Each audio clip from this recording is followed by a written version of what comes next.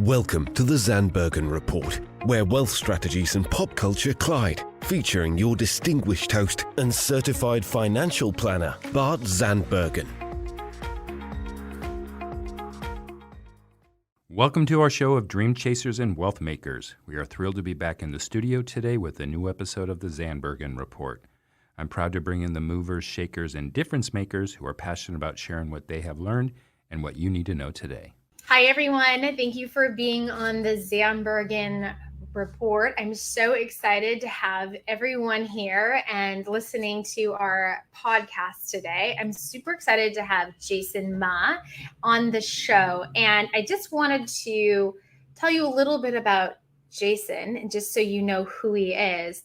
He is a world-renowned chief mentor of the next gen leaders. He is the CEO of 3EQ and a family business with over 38 years of industry experience, including co-founding and leading successful education and technology ventures, and over 2 million miles of world travel, which I think is super fun. And there's lots of stories to be said about that.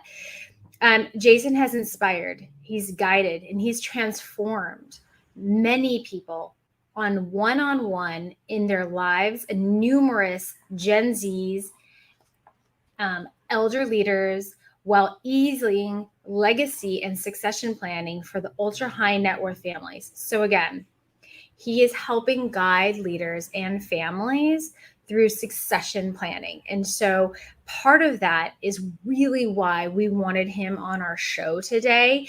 Jason's not going to share this, but he commands 5 and 6 figures for his speaking engagements that he has spoken around the world. And so we're super excited and honored to have him on our show today. And as appointed member of the B20 and G20's official engagement group, I want him to talk about what that is for global business community and how he served in the future of work of education Taskforce for G20. Before I go into a little bit more about Jason, I would love for you to maybe, if you can, just maybe share what B20 and G20 is for the people who don't know what that is. I'm hoping we can kind of peel back the onion today and get to know you and how you help so many families around the world. Yeah, absolutely. Tish, it's an honor and pleasure to be here. I'm so glad that we are finally replacing coal and dry with warm and, hopefully hotter and hotter. I kind of like that. Grew up. Me too. G20, I'm sure that all you folks, your audience is sophisticated. They know the G20, right? The leading international forum with presidents and prime ministers and the governments. The B20 is the official G20 forum representing the entire global business community, including your and all the audience's companies and firms and family offices. Technically speaking, we're not perfect. And I've been an appointed member of the B20 for 9 years.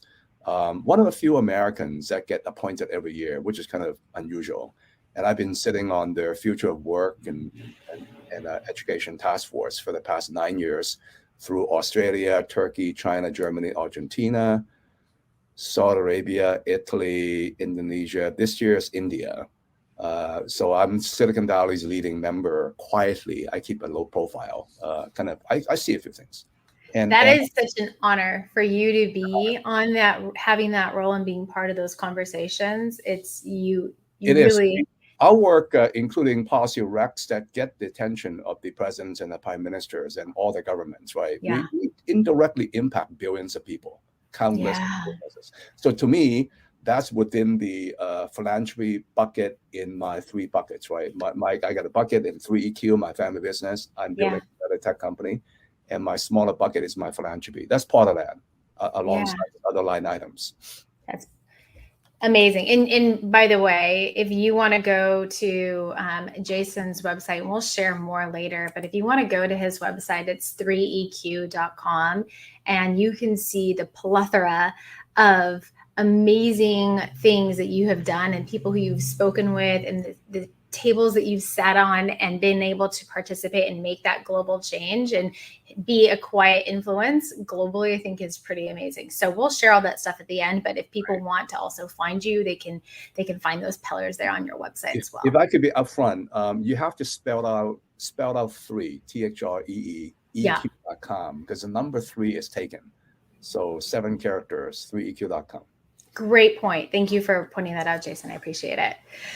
So let's talk about families and let's talk about the next gen. If you don't mind, can we peel that onion back a little bit and talk about that? And a lot of our clients, maybe they've created successful businesses or sold successful businesses or influencers in their field, but maybe that next generation isn't prepared or doesn't know how to take on that family business or build their own business or create that legacy to keep it going. Maybe you can start there of how you help some of these families.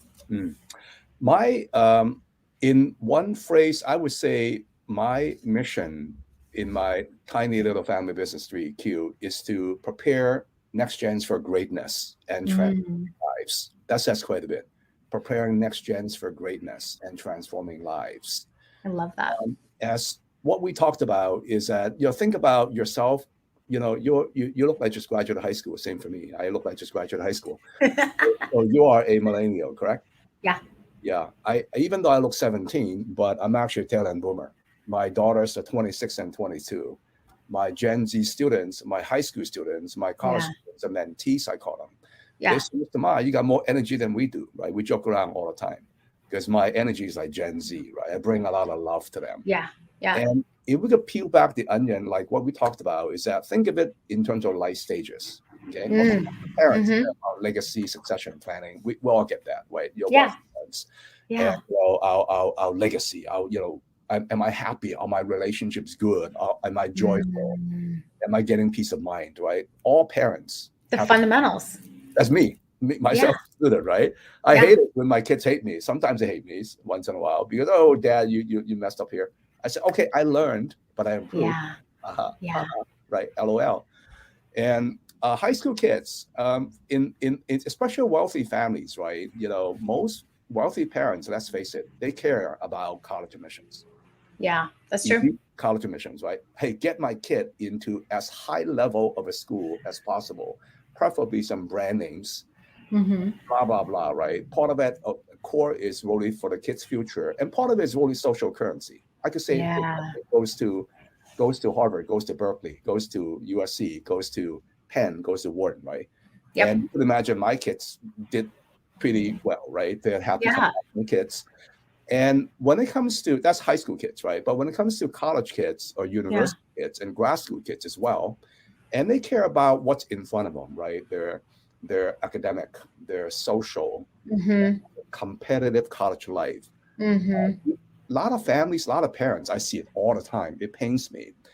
And, all they thought about back in high school is to get my kid into, all they think about is college admissions.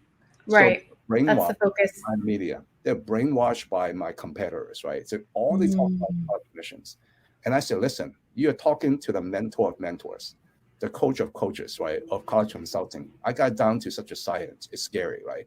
Read my book, read my Forbes articles, watch my talks at Harvard Business School, Harvard, Stanford GSB, Berkeley Haas, Wharton alumni clubs. They all include me, invite me as an exclusive speaker for the private events, right? So you can imagine they want to preparing your kids for a competitive high school, for elite college admissions, for college life, for career, for personal success, right? All parents, these are powerful parents, right? They all get that.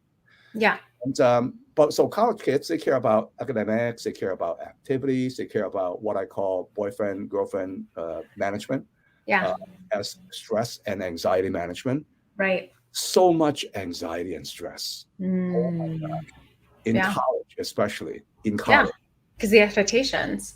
Now, high school is like pedal to the metal. It's crazy, right? I don't want to be a high schooler, but I love so many. It's like, I don't know.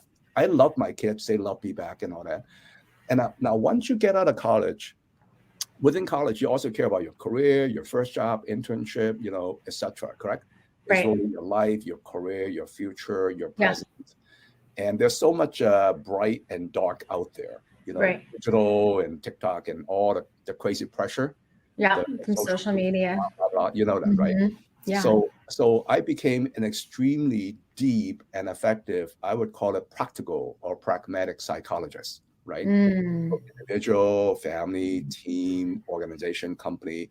I could read people like you wouldn't believe. It's scary, right? It's like I'm boom. You don't even know. I'm already kind of in your soul and mind, So great. subconsciously navigating, rewiring you. You don't even know that, right? It's like soul, mind, body, right? Now, once you're working in your 20s, in your 30s, in your 40s, then you and I also, we care about our personal business career success. Yeah. You're a parent, you care about being a successful parent, right? Right. You have no experience as a parent. You read a Right. few things, you heard a few things, A you manual. but it's like parenting 1.0, right? Yeah. And do you think that Jason Ma, I did not struggle with my own kids? I struggle with my own kids. Absolutely. It's just that I spend 25,000 hours doing, the success coaching, mentoring on top of my tech business career for 38 years. I'm 99.999% more skillful than most parents, right? So net, I still get my kids to listen to me. Net, they did real super well, right? So my older daughter, she's now a level 5 senior software engineer at Google. She's like years ahead of even her Ivy League competitors, right? Or peers, making big bucks, approaching, up there, right? So in a fraction of 0.1% for the bracket. Right. My younger daughter, she graduated Wharton, which is a number one business school. Business school, yeah. She's actually a software engineer now, which is a path least traveled, right? Wow. And so she worked at Slack, worked in Salesforce. Even the C-suite in Slack, some of them wanted to mentor her because when they see her present in an internship before her senior year in Penn Wharton, when she presented her full stack project in front of hundreds of people were like, the jaws drop. It's like, damn, this kid's got some leadership chops. She could communicate, right? Yeah. And so I like this kid. And today, it's the hard skills and the soft skills. And now my point here is not to brag on my kids. I'm just saying 2 of hundreds of data points, right? Yeah. It's like what and today, Lydia tells me, Dad, I'm recognized up and down at Slack to be a culture ad, culture fit. That's awesome. That's A+. Because people tell her, all of her boss and people tell Lydia, with you around in person, virtually, everyone performs better. Everyone's inspired. What a compliment. You see, soft skills, right? Yeah. Soft skills. That's a long-winded answer to your question. I throw it back to you. I could go all day long, but No, I love this. No, I think that this is fantastic. So what you, just in summary, you kind of, what I think is something that maybe you can share an example, but I feel like what you were identifying was there's a difference of the child's goals and objectives and where they are in their mindset, and then the parents' goals and objectives and their mindset. And you're helping through many different tools, intertwine them and connect them, and then also make it more of a better relationship, but also look at those soft skills and give a different perspective on how they might be thinking, but then also lean onto the things that's on their mind to help them through that. And I'm guessing you're reducing stress along the way as well, but creating these amazing leaders. Yeah. In fact, I wrote on the 3EQ website. I put it right up front on the homepage so people hopefully, I find that the client parents that I attract, these are sophisticated people. These guys are on average ultra high net worth, right? CEOs and investors and people like that, serial entrepreneur. And some of them went to Stanford, they went to Harvard, they went to Berkeley. And they're very sophisticated. They do read, and they're not flippant, right? For flippant people, not my target, right? So people like to go deep with me because what I do is so deep, and I get to know the kids, get to know the parents, get to know the family so deep. It is so much fun. It is so much fun. So I see you're seeing the transformation over time. Massive transformation. I see, what parents care about. Once again, I care about peace of mind. I care about relationships, especially once you get to your boomers getting into your 70s and 80s. I got billionaires saying, Jason, I'd love to see you again, right? When you come over, visit me, have dinner. And because to them, the most important thing is relationship now. They got all the wealth on earth, right? Right. And I just contacted an old friend of mine, the former NFL commissioner, the former chairman of Georgetown University. Yeah. Said, listen, next time come to DC, look me up, man. Visit me, right?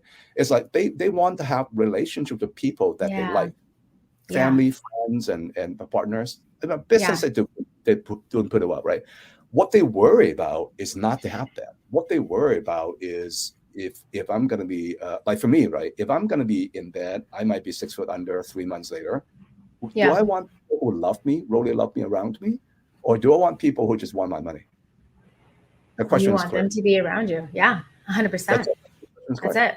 Yeah. So, I call it kind of, you need to start early, minimize pain and maximize pain. The game, of course, family offices, and you got private banks, you got wealth managers, you got multi-family offices, you got single family offices in this audience, parents, right? Of course, we all care about wealth preservation, wealth enhancement, including reduction, getting a second citizenship, blah, blah, blah, right? That's obvious. Yeah. But those are those hard goals that you're talking about, but we're going back to the soft skills or soft things that people want. That's like hardware, kind of, right? I'm like your core operating system, the software. If your software is not high quality, if your AI algorithm is not high quality, okay, and if the data you acquire, the experiences are not high quality, your machine learning, okay, your chat GPT is not going to be very accurate, not very high quality, right? If you want to build a skyscraper, if the foundation is not drilled precisely, engineered, planned, and executed into the bedrock, deep and broad, your skyscraper is going to be wobbly, right? The stress, the anxiety, the failure, even worse, right? And you could go to the high schoolers page, for example, on the 3EQ website. And in the middle, I gave a couple of links. And one of them points out that, did you know that all the 8 Ivy League universities, right? Harvard, Princeton, Yale, Columbia, Penn, Dartmouth, Brown, Cornell. I could say all these top 50s in my head. Yeah. I got all of them. And all of them's got a failing mental health policy grade. Did you know that? Highest grade was Penn. It was only a D+. They still fail. It's insane. Wow. The amount of stress and anxiety in there. It doesn't surprise me. So for some of the kids that are lucky enough to get in, some of them's got massive hooks, right? Oh, daddy donated $50 million, or I'm a Division I athlete, right? Or blah, blah, blah. Most kids that I send, they don't have hooks. So I'm very proud of that accomplishment, right? The successful thing. But once they get in there, they, oh my God, I see it everywhere. And it's very competitive. Once you're there, it's like imposter syndrome up the booty, right? You're no longer top in your high school. You're one of many. Yep. And for some of the legacy kids come from very wealthy families, some of them are stressed out because their own competitiveness was actually not as high compared to the kids that got in with merit. You get my point? Right. It's a different type of drive. Right. So I want parents to listen. Don't have this, what I call college admissions myopia, short-sightedness. See the forest for the trees, not just the trees in front of you, right? Like for kids with high school kids, families with high school kids, it's like they see, college admissions. That's just the trees in front of you. Right. See the forest, know how to navigate, get a guy like me to help you navigate. Because once you get in there, it's so overwhelming. The resources, go to Berkeley, for example. Go to Harvard. It's very overwhelming for them, Right. Okay, I'll stop there. No. I think this is good. So can you give us an example? Give us one example to any age. You've referenced high school. You've referenced college, and the different pressures are going in. Give us one story, one example. I'll give you 2 or 3. How they've broken through some of the issues or been able to advance to the next level, or maybe a tip. Sure. Okay, let's start with I'll give you quick examples, middle school, high school, college, and older. Sounds good? Okay. Yeah. So for example, one kid, age 11, in fact, my younger daughter, right? When social device addiction, social media addiction, and I even wrote a Forbes article called "Why to Start Preparing for College in 6th Grade." it got a lot of eyeballs, some 6 figures eyeballs. Right? Wow. And in that article, I intentionally did not write about academics. I wrote about habits, right? It's like, oh my God, my wife and I had a deal when she was 11 that, honey, she tells me, at age 13, I'll start taking her as one of my students, as one of my mentees, right? Wow. But at age 11, I realized that she was spending dozens and dozens of hours wasting time online, social media device, right? The iPad, etc. Yep. And if she keeps on going like that, kind of like boys, if you leave the middle school kid, the middle school boys, okay, just let them find their passion. That passion is going to be watching pornography, lots of games. They're going to become a vegetable up there. They're going to get all, texting all the crazy things, right? No. You're giving direction. You have to guide them. You have to give them direction, right? Yeah. So my strategy is that, I'm probably a bit more skilled than most parents, right? So first of all, you have to start with lots of love. It does not feel that you love them like there's no tomorrow, unconditional. They're not going to listen to you all the time. Right. They'll it's an equation. Positive reinforcement. So I started conditioning her, and I said, honey, okay, all right, limit to 10 hours per week, and but be honest with me, if you exceed 10 hours, you have to stop doing this nonsense, right? I conditioned her, so it became weakness to a neutral to a strength. Over time, a super strength. Today, her ability to focus is amazing, right? It's like, oh my God, it's like this Gen Z, some of them, if you guide them well, they can flip between the emotional state and back to peak state very quickly. Love that. Older people, the wires are different, right? It takes me 20 minutes to get back into peak state, to a top performing state, right? Yep. So it's all biochemical in addition to spiritual, mind, and body. That's one example. And then the rest is history, right? So Lydia got into Wharton early decision. She even said no to Harvard twice. That's amazing. A Harvard rep wanted to interview her twice because Wharton, the top business school, was indeed her dream school, right? Wow. And then going to high school, one example, oh my, so many examples, it's crazy. I got one kid that she came in late in the summer before her senior year. Okay. She's kind of like a reverse problem, right? It's like, hey, Dudette, man, I wish I could have started coaching you a year earlier. Then I would have stopped you from doing a whole bunch of things that you did. You got too much. But they had some good lessons along the way, like you said in the beginning. This and this and this, and then you're taking 20-something APs and also IB courses. Are you freaking crazy? No, that's way too much, right? That's already way above the threshold necessary academically. You're creating balance. Within into the IBs, right? Because what the IBs and all that they look for is that, okay, enough academic performance. Then they look at your story, look at your soft skills, your storytelling, evidence by essays and rec letters, and the look and feel, and how do you fit, and some politics for the year, blah blah blah, right? So that's a reverse thing.